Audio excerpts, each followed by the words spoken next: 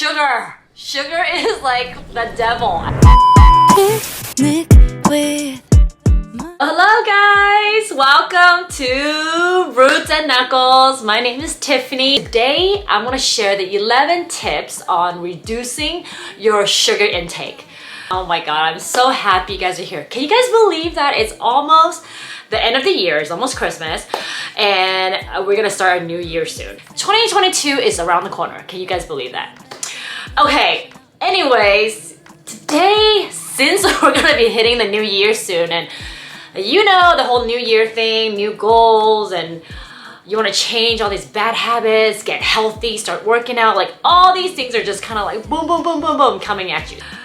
Oh my god, sugar. Sugar is like the devil. I am not gonna lie. It's just, god, they're so good, but they're the devil. Truthfully, if I'm gonna eat something sweet, like if I'm gonna eat baked goods, eat a cookie, eat a cake or something, it's gonna be all in. Like there's no sugar cookie or no added sugar or no certain thing in this cake. Like it's not gonna be good. If I'm gonna eat it, it's gonna be good. It's gonna be delicious. But I'm not gonna eat it all the time. So that's why I'm gonna share with you how I reduce, and my family, your sugar intake, especially your kids. So let's go. Number one, out of sight, out of mind. If you don't have it at your house, in your house, then you're not gonna crave it. Okay, for example, Halloween, all my candy are all, I donated half of all that candy that my kids got from Halloween. And I saved like a little tiny bit, which I hid in the garage. I know it's crazy, but my kids doesn't see it, we don't see it, we don't crave it. Like we don't want it. If you have like candy and like chocolate on the top of the counter, come on. Of course you're gonna want that. So like let's start by purging your kitchen, your house, your cabinets. See what you have, throw it out. If you want to start a new year reducing sugar, and let me tell you something. I can tell you, I promise, reducing sugar will be the best decision you'll make in your life. I went from loving candy ever since I was little. You know, and seriously, I put sugar in my coffee, and now I don't even put sugar in my coffee, and I have absolutely went from, you know, loving sugar to now like maybe I have like 20% sugar. So start by purging, cleaning up your kitchen, take out everything you no longer want or eat, and if you don't see it, you're not gonna crave it, okay? Okay, number two, meal planning. I can't tell you how important this is. I know it's easier to say than done, but just sitting down on a Sunday or even Sunday morning, write down what you want to make this week. Man, it's a game changer. When you kind of write everything down, especially for the family, you know what you're cooking, what you need in the kitchen, planning everything out, and try to stick to it as much as you can is so much better than not having a plan and just kind of going off and just kind of giving them anything. So try to meal plan and shop smart, and I swear, I mean, it just helps like creating a really healthy menu for your family and not having all these like sugary stuff for them or unhealthy carbs and stuff like that. So Monday for me is always an oatmeal, savory oatmeal with avocado and salmon and egg. That's kind of like what I've created. And then on a Saturday, it's always pancakes. So we'll have like one day a week where we have this sugary and like maybe a donut on a Saturday. It's kind of like, oh, Saturday, you know, mommy relax, don't have to make breakfast kind of thing. Okay, number three. Okay, number three is kind of important. I meal prep. Okay, so I don't mean by making breakfast and lunch and packing everything in a box and put it in my fridge. I don't do that. What I mean by meal prepping is like I will do cut up vegetables like celery sticks, carrot sticks, and I'll prep little like energy ball, prep smoothies, and make like celery apple juice in the fridge So when we are hungry and we're craving something, there's some snacks in there that we can eat, and we don't just go and just take something convenient like a cookie or chips or whatever.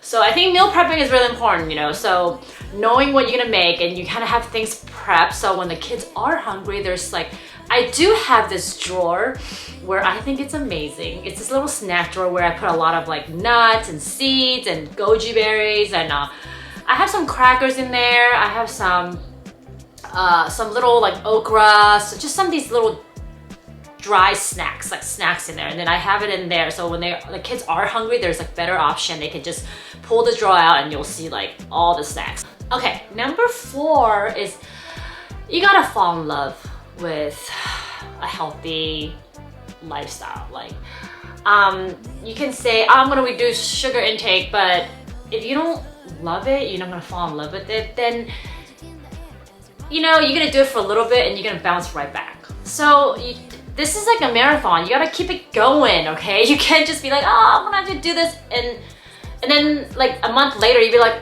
oh my god, I'm craving sugar. Like you have to give yourself some sugar here and there, like get a little cookie today because it's Saturday or something, and you know, but you gotta fall in love with it. It's a lifestyle, it's a balance. Make sure that you guys do it for the long run and make it consistent, and yeah, I mean, I promise you, it will feel so good, especially your kids. You guys, number 5, you guys have all heard start your day right with breakfast, right? Can you guys believe that we used to think cereal is actually the breakfast of champion? Insane. Okay, all that sugar in your body and going to school and then basically go on this like sugar high, and then you get super tired. Okay, can anyone raise your hand? Like that was me. Like my parents was really busy for me, like growing up, like they never had time to take me to school or cook me breakfast. So a lot of times like we make breakfast ourselves. So obviously watching movies and whatever, cereals are expensive. So back then, you know, when you get like a box of cereal, you're like, oh my god, my dad bought me a box of cereal. And coming from an Asian family, like cereal was not a thing. It's always about like, you know, like porridge or something like that. So when you eat cereal, you're like, yes, like you're like so good, like it's so yummy. And having that, okay, don't go buy cereal right now because the way I'm describing, okay, this is like totally the opposite. I don't want you guys to do that. And I still remember like having cereal and then like you drink that milk and it's like, oh my god, it's so good, it's so sweet. Duh, of course it's so sweet, it's delicious, it's meant to like get you addicted to this stuff. So that's very important. No cereal in the morning. I know it's so convenient, I know, but I'd rather you guys do like a fruit bowl or something. There's this new thing that I do for my kids. I do like kind of like a fruit, like a papaya yogurt bowl, and I put a little granola in there. That's really fast. It literally takes me like a minute to do. So I'd rather you guys do yogurt, some berries or something, rather than cereal. Don't do cereal. It's number 6. It might be obvious, but every time you crave that sugar, drink lots of water.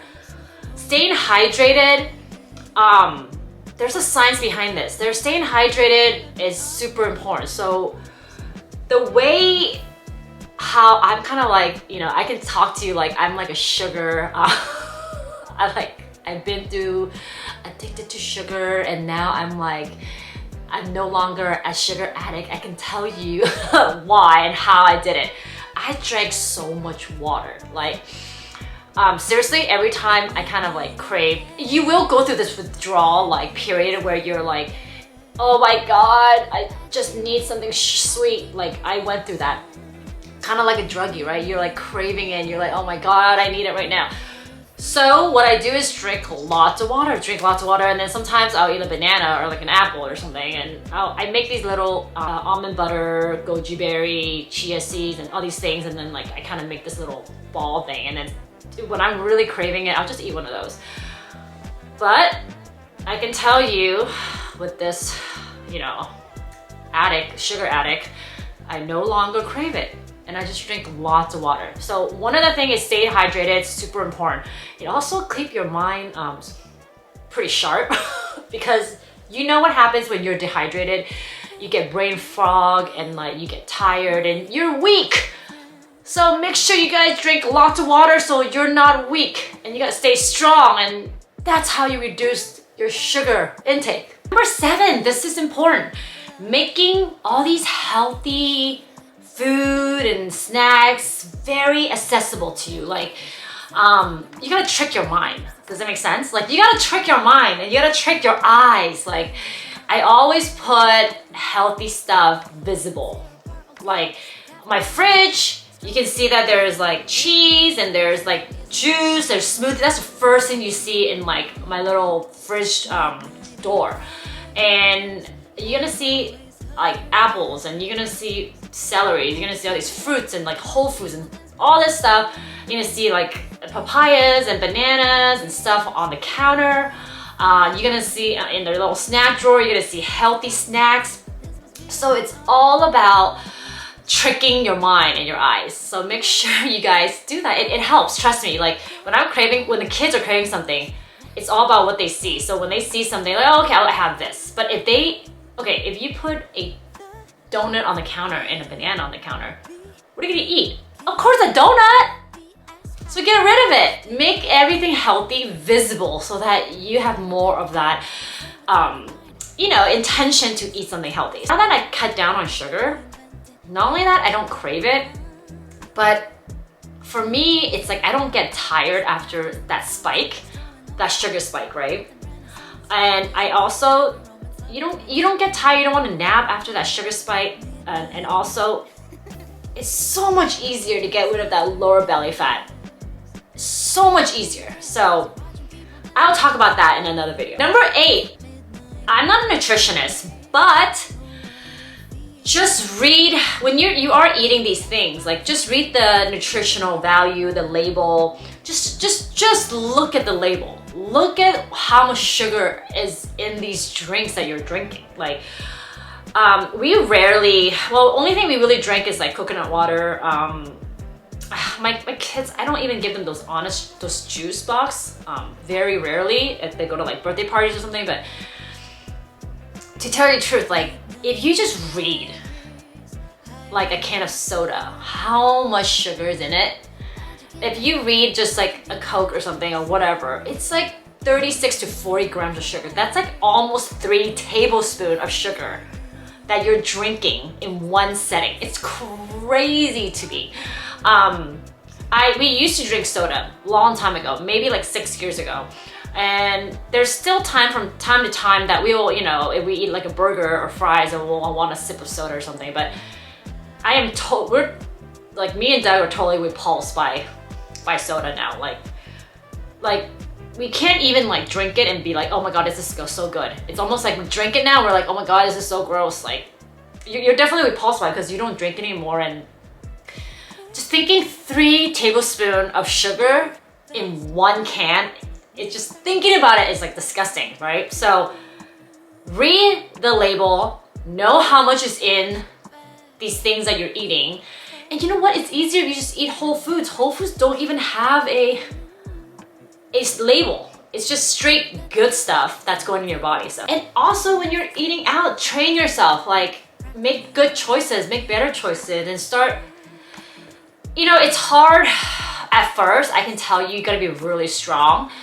But I think, when you start to go out, you have to start training your mind. Like, I'm gonna go out to eat. Instead of a Starbucks Frappuccino, maybe I'll just get a black coffee or something. And, you gotta slowly make that change, and don't be so drastic, because drastic you'll fail, because you're gonna wanna binge.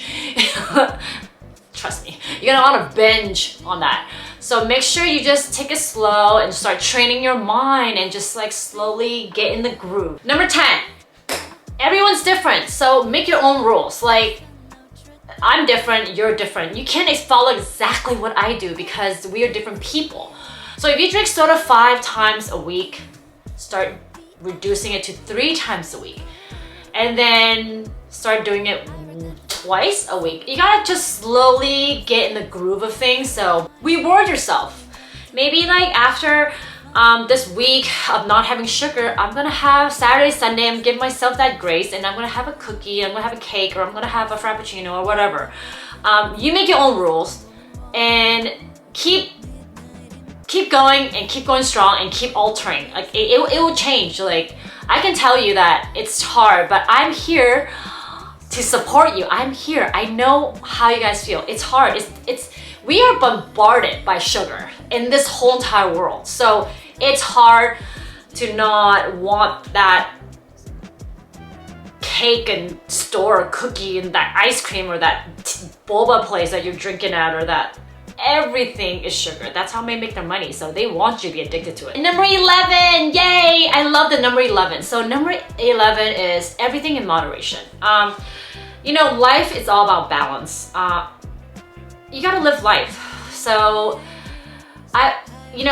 changing my life with reducing the amount of sugar intake with me and my family has changed my life dramatically. Like my kids, like I can tell you, like they never, maybe sometimes, like the whole tantrum thing, they hardly any, like they don't throw tantrums because they don't go sugar. They don't have a lot of sugar. And I really related to that because I have a really bad incident one time. You guys can check that out, the link below. But I had a really bad experience with sugar. And you know, naturally these kids are just, they're just naturally energetic.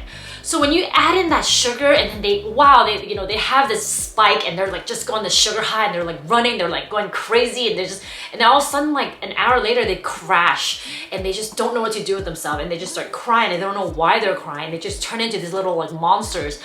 And you know why? It's like they couldn't control it because they're addicted to it, and then they go on this, they're not themselves basically.